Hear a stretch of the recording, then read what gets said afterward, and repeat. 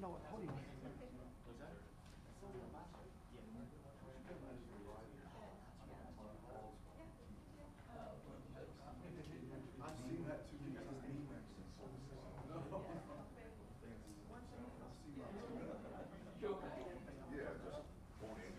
Dan, 1 2 1 2, good. Huh? Okay, 1 2 3 4 5 6. Okay.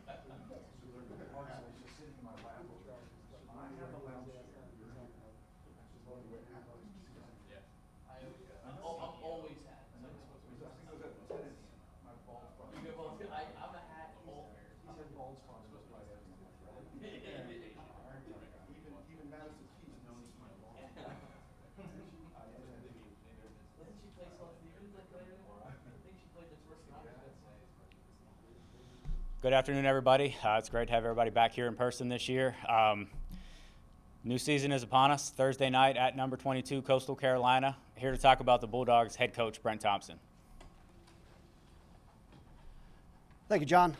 First of all, it's good to be back. It's good to see everybody in person. It's starting to feel a little bit back to where it was a few years ago. And in fact, I didn't even recognize the podium when I stepped up here. First of all, I would also like to send my condolences over to Coach Denson and CSU. I know they suffered a loss last Saturday night, and those are things that are very, very difficult. I know that's his second loss in the last couple of years, and I feel very, very badly for him and his football program. I've experienced the death on a football team a few years ago when I was at Bucknell, and it's one of the worst experiences you can go through as a coach. So our thoughts and prayers are with Coach over there at CSU. We've been focusing the last 9 or 10 days or so on Coastal Carolina, and it's been after you watch those guys and you watch them play from the fall, is they've got quite a few returners, is they've got super seniors all over the place. They're a top 25 team for a reason, and not surprising, having known Jamie for going all the way back to his North Greenville days, as well as Coach Staggs. They do a wonderful job. They do a wonderful job of recruiting and prepping their guys to play. So he's got a very, very good football team. We're excited to play. We're excited to play an FBS team in our state. Once again, an hour and a half up the road. It's going to be exciting on a Thursday night. So the guys, we're preparing hard. We're preparing our football team to go up there and do everything that we possibly can to get a win. In order to do that, we've got to play sound football more than anything else. If you watch the Illinois, Wisconsin, or Nebraska game the other day, as it came down to really just special teams, a couple of turnovers here and there, and a mistake here and there, and that's really what got us last spring. Is if we can stay off the penalties and we can stay out of the turnovers and do a little bit better on both sides of the ball on third down, we would have a lot better spring last year. So with that, that's what we really focused all of our, probably the first 14 to 15 camp days on, was just getting better at what we do and trying to focus on ourselves, on third downs, on turnovers, and penalties. And I think we've gotten better at it, and we'll see what it looks like on Thursday night. So we're excited for this game. I think it's going to be a good football game. It's going to give us a good idea of where we're at. It's going to see where our improvement has come since the spring, and in particular probably Jalen. I think he's gotten better. He's had a full camp to prepare, and where I thought he needed to get better at, and I think he's done that. So I'm excited to see how far he has come in the last probably 15, 20 practices or so. Questions? Scotty? When you booked this game against Coastal, I'm assuming you didn't think they'd be a top 25 team in the FBS, or are they a better team than you thought when this game was kind of set a couple of years ago? Yes, but I knew that they were going to be on the rise, and just knowing Coach Chadwell and what he's done, and he's taken all three of the teams that he's taken to the top pretty quickly, whether it was North Greenville when I had first gotten Lenoir Rhine, or Charleston Southern when I had first gotten here, or last year really had a turnaround year up there at Coastal Carolina. So not surprising at all, but yeah, surprising in some regard, probably when we scheduled it, that it happened so quickly. He was very fortunate enough. He's got a lot of those players back for their super senior years that got the COVID year back. So they're a very well experienced and very deep football team, and they've got a really good quarterback as well. Coach, they averaged 37 a game last year. Defensively, what concerns you the most in terms of trying to slow them down? Probably the quarterback the most is what I have seen. I've seen his offense evolve because he had a very similar offense to us out of the shotgun. going all the way back to his days at North Greenville, but he's evolved his passing game a lot more. And he's developed a passing game out of this offense, or out of the shotgun offense, that's efficient. And when you watch them play Liberty in the bowl game, he threw it a lot more. When you watch them at BYU, when they needed to throw the ball a lot more and not run as much of their option package, they're very efficient at it. When he does, he still keeps people honest with his option game, very similar to what Wofford would do at times in their shotgun package with Coach Ayers. You talked a lot about the depth when we met with you a couple weeks ago when you started training camp, 28 starters back. Is this game going to be a litmus test for that in terms of playing a lot of guys against a quality opponent on the road like this? It will. We are certainly deeper than we were in the spring, and we are going to have to play a lot of guys. We're always going to play a lot of guys early on, number one, to see where we're at. Number two, just because I don't know that our conditioning is going to be enough to go out there and play 50 to 70 reps on defense and hopefully 70 to 75 reps on offense. So we're going to rotate a lot of guys up there and see how fresh we can stay this year. Coach Jamie Chadwell and Chad Staggs had a good run against the Citadel at CSU. What in particular was Chad's secret to success against your offense? He works hard at it, and he studies it, and he knows what he's doing against it. He's seen it. They can replicate it a little bit with their offense. They know the option principles. Mark Tucker was there for years, and Tuck's got a pretty good sense coaching here for Charlie Taft in the triple option. He's got a pretty good sense, and I think all those things combined, it probably helped him out. And the number one thing is just working at it. What can you do to counter that? Do what we do, you know. I think we just got to do it a little bit better. What ends up happening at times is he forces you into mistakes at times. If we can stay out of long yard situations, and what he does is he'll get you on your heels a little bit, and once he gets you on your heels a little bit, he'll pin his ears on you and bring a little bit of pressure at you, and then you're really behind the chains. I think he's a guy that instills in his players that you got to win first down, which is what you really got to do against this offense. If you can win first down and get us behind the sticks right away, that's where we've got to be better. If we can be on track or close to on track on first down, give us a chance to go for it on fourth down, I think we'll have a chance. Coach, do you talk to your players preseason or during the season or both about avoiding off-the-field incidents? Is that a conversation that you have with your players? I think that's a conversation that anybody has with any of their football teams. And the number one conversation is just distractions, is you just want to limit all distractions. When somebody asked me why we came over to the stadium to practice and we didn't practice on the field, it was just distractions. We want to make sure that we do what's necessary to field a good football team. I'm referring more to the Middleton situation in terms of that. Do you have those conversations with guys? Because I know you can't police naive dudes, right? But how do you approach that? Well, you know, I'm not going to comment any further on the Middleton. I think the school's already put out a statement regarding that. But we just do our best to educate, and we have speakers in camp, and just like everybody else does, and every football program does around the country, we spend time talking about it, and we spend time just trying to educate as best we can. Coach, is Logan Billings available for this game? Logan Billings will not be available this weekend. Is he out for the year? No, he will not be out for the year. He'll be week to week. Coach, heading into Thursday, kind of what are you most positive or certain about your team heading into the ballgame? I think we'll be prepared, number one. We are a much faster team than we were in the spring, and we just need to be a more disciplined team. And on the other hand, maybe you're most uncertain, or kind of what do you, I wouldn't say fear per se, but kind of maybe the most uncertainty heading into Thursday? Well, just how far we've come since the spring. And like I said, is if we can limit the mistakes that we had in the spring, because we were in most of those football games in the spring, is if we can limit our third down mistakes, our red zone mistakes, and then our turnovers. And then on the defensive side is if we can really get off the field on third down. Every now and again, I think those things snuck up on us in the spring. So improvement there is really what I want to see. Coach, just to clarify, is Logan's situation an injury Yes. situation? Coach, going back to you and Jamie, do you at all remember those two matchups in 2015? Do you throw on the tape at all a little bit just to kind of go back and relive what he did to you back then? Certainly, you know, as coaches, that's what we do, right? You go back and you study as much game film as you can, and that's really where I spent most of the summertime preparing for this first game. Was back in, I've gone back as far as 14, 15, and then 2 games in 16. So we're very familiar with each other at this point. I try not to go down some of those paths again. You try to take a little bit from here and there. Really what's going to come down to execution is if they're going to execute better than us, we've got to force them into some mistakes. We've just got to find a way to be able to execute a little bit better than we have against them in the past.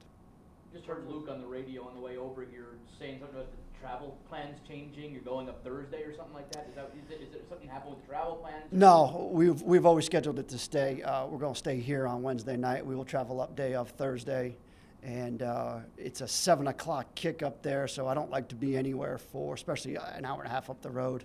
I don't like to be anywhere more than 24 hours out. I think it's just invites us to sit around and just kind of do nothing for a while. I like to be active. Our kids like to move around. It also affords us the ability to get things done on campus. We can meet.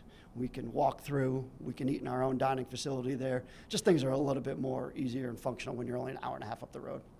You talked about it already in the fall, but how nice will it be to get Willie, get some of the guys back that missed the spring Thursday? It's going to be tremendous just to have some depth over there, just to have some guys. You've got 4 or 5 linebackers that have all played, inside and outside linebackers. You've got 6 or 7 defensive linemen that can play out there.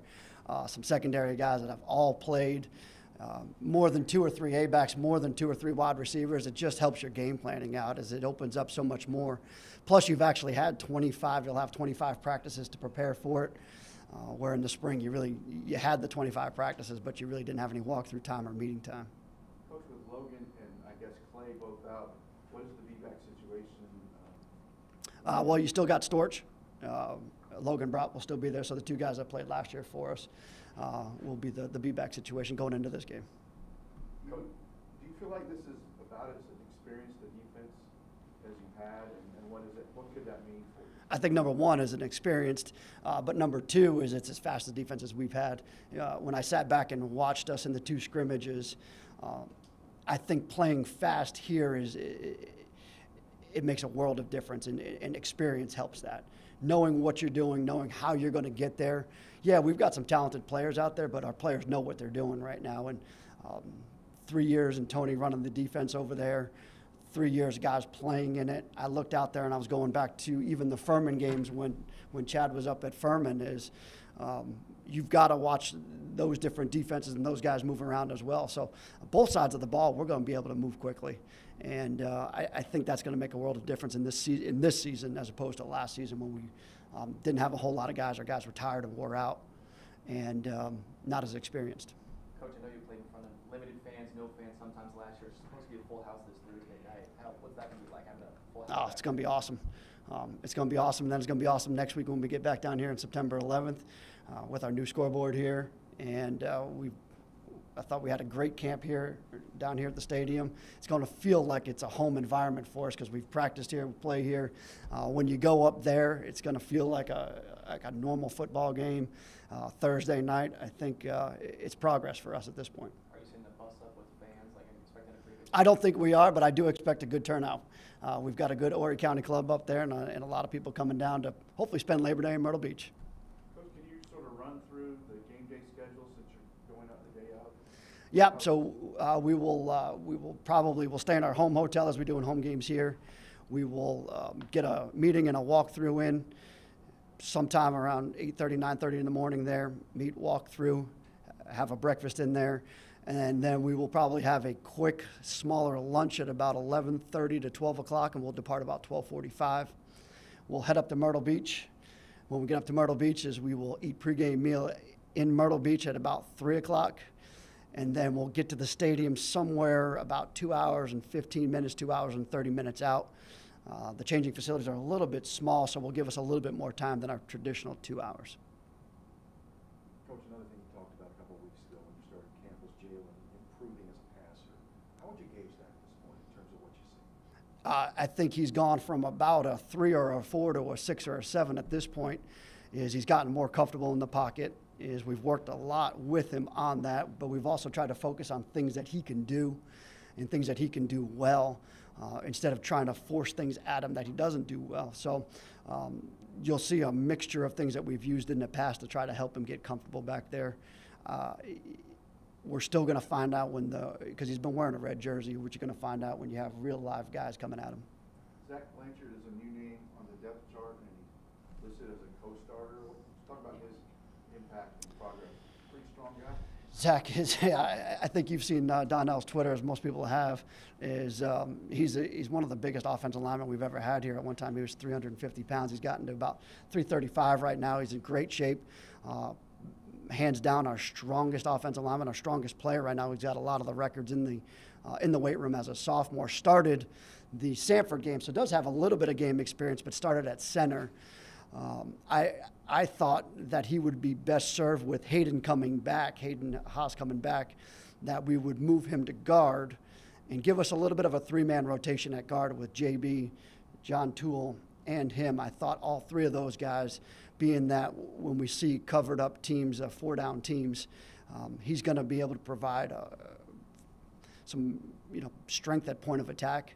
So between him and John Toole over on the right side, he'll spell a little bit on the left side with JB as well. But he's been focusing on the right side. I think it's a good fit for him, and he's improved tremendously. You mentioned a little earlier, but this group of linebackers, with their experience and the talent they have, how can they help you this year? Well, number one, Britton's going to help you because he's going to be the smartest guy on the field on the defensive side. He's going to know where everybody goes and what everybody's supposed to do. Willie's going to be a tremendous experience, athletic, physical, downhill football player. So both those two linebackers. And then you got the outside linebackers with Brian Horn, who's played a ton for us, and Marquise Blunt. So you got four guys at your linebacker positions that all know their positions respectively, and then they can mix and match some positions as well. Britton can move over, Estes can come in. So we've got a little bit of depth to be able to play two or three guys there, at least at linebacker. And then at the outside linebacker spot, you got Andrew Lewis that can come in and spell, which the spring was pretty good for him. Coastal Carolina's offense is really creative and different. What do you make of their offense and how your guys can match up? Well, number one is they're efficient, and no matter whether they need to kill the clock and run the football, they can do it. Whether they need to convert a third and long, they can do it. If the quarterback wants to scramble, he can do that. He's going to get it with his legs.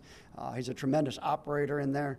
I really like their offense. I think he does a good job with it, and as I've said, I think he's expanded and done a really good job with his pass game. We're going to have to match up their personnel as best we possibly can as running backs, wide receivers. They've got quite a few. Now. I'd say the best part, I think, is what happened was probably when they graduated. Number one is when number one graduated is in the NFL right now. That was the best thing that probably happened to us. But they certainly do have a lot of other backs that can do it as well. Do you have to kind of almost warn your team?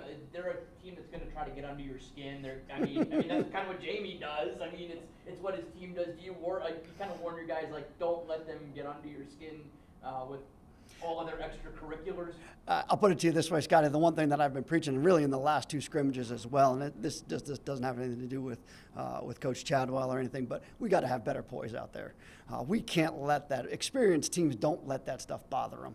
You've got to have the ability to go out there, play football, walk away from it, get back to your huddle, and play the next play. And both the offense and the defensive side, I said that going into both scrimmages. I thought we did a good job of handling it. I don't want to see the extracurricular. I don't want to see the taunting. I don't want to see the talking to opposite sidelines. Get back to your huddle, get back to your line of scrimmage, and let's go, because that's how penalties get created right there. Those things are going to happen, but you got to limit it. Too much of that is going on in football right now, and I was happy to see the NFL start to limit it as well. We need to do that as well. Coach, you always want to win the game on the ground, but if you have to go to the air, how comfortable are you having Raleigh on one side and McCarthy on the other, like two weapons you can have? Well, I tell you what, it's nice to have Ryan back. Ryan's had a really good camp. He's thinned down when he was coming out of baseball season. We really got him into really good shape. I thought Donnell did a great job of getting him into really good shape this year. But it's nice to have two experienced guys on the perimeter as well, to the point where I do think we can efficiently throw the ball better than we did in the spring, just because you have those guys out there. But you also have Tyler Cherry that's back.